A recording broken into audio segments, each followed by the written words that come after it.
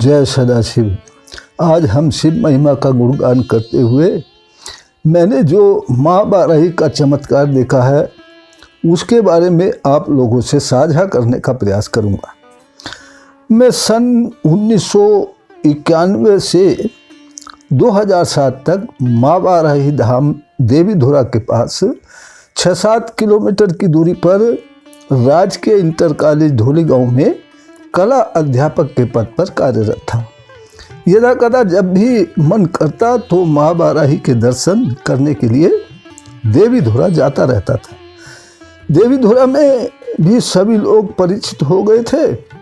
माँ बाराही की कृपा से मुझे मंदिर में स्थापित माँ शेरावाली की मूर्ति पर कलर करने का मौका मिला। धोली गांव से देवीधुरा मंदिर के लिए एक रोड का रास्ता था जो लगभग 12 किलोमीटर होता था और एक पहाड़ के ऊपर चढ़ाई का रास्ता था जो लगभग 6-7 किलोमीटर होता था। पैदल रास्ता घनघोर जंगल से जाता था। गाड़ी का कोई भरोसा न होने से अधिकांश लोग पैदल रास्ते से ही जाते थे। एक जगह पर इस रास्ते में जहाँ बहुत ही घनघोर जंगल था, अक्सर बाघ का अधिक खतरा रहता था। उस स्थान से निकलते हुए वहाँ पर एक छोटा सा टीला पड़ता था जिस पर पत्ता या कोई पेड़ की टहनी चढ़ाई जाती थी ताकि वहाँ पर लगने वाले भय से राहत मिल सके। कठपतिया देवता उनको कहा जाता था। इस 1-2 किलोमीटर के रास्ते में बहुत ही डर लगता था। ऐसा मोड़ था इस जगह पर कि आगे का पता ही नहीं रहता था कि आगे क्या होगा। एक दिन देवीधुरा से वापस आते हुए कुछ देर हो गई। देवीधुरा के पास ही रास्ते में हमारे गुरुजी श्री महासिंह राणा जी का घर पड़ता था। वहाँ पर राणा जी के बड़े भाई साहब ने चाय पीने के लिए बैठा लिया। धार्मिक चर्चा होते होते सूर्य अस्त हो गया। मुझे धोली गांव जाना था।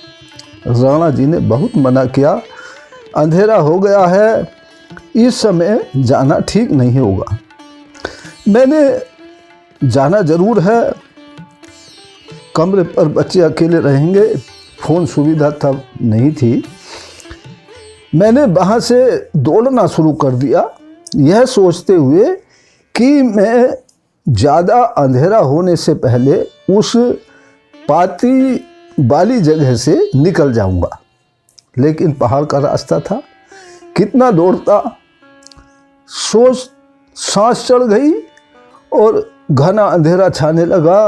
अतः मैंने चलते दौड़ते हुए माँ बाराही से प्रार्थना की, माँ मुझे उस पाती वाले स्थान से सही सलामत निकाल दो।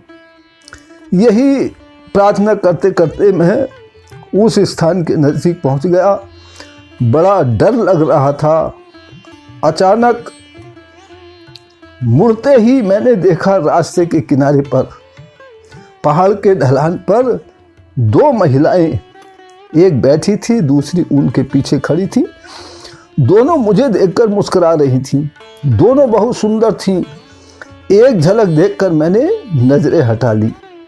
अब मेरा डर खत्म हो गया। मेरी दौड़ शांत हो गई थी। दिल जो धड़क रहा था एकदम भयहीन नॉर्मल हो गया था।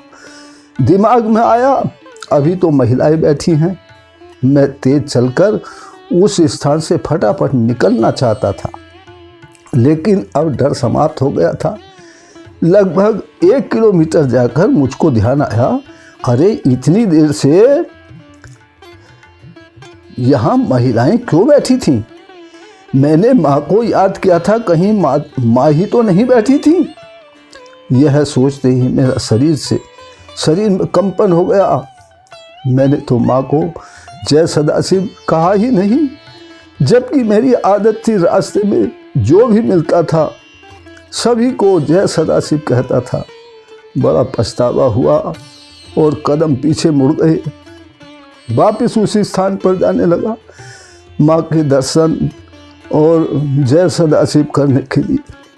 कुछ दूर चला, अंधेरा घना हो गया था, लगभग 8 बजे होंगे। डर फिर लगने लगा। मैंने वहीं रुककर धरती पर मस्तक टेका और माँ बाराही को प्रणाम करके क्षमा मांगी। फिर ढोली गांव की ओर चलने लगा। लगभग 9 बजे कमरे पर पहुंचा। सभी इंतज़ार कर रहे थे कि इतनी रात हो गई, अभी तक नहीं आए।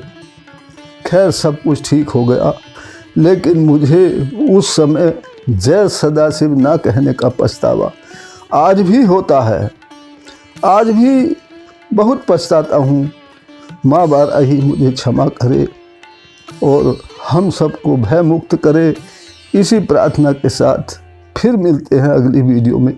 तब तक के लिए जय सदाशिव, जय माँ बाराही।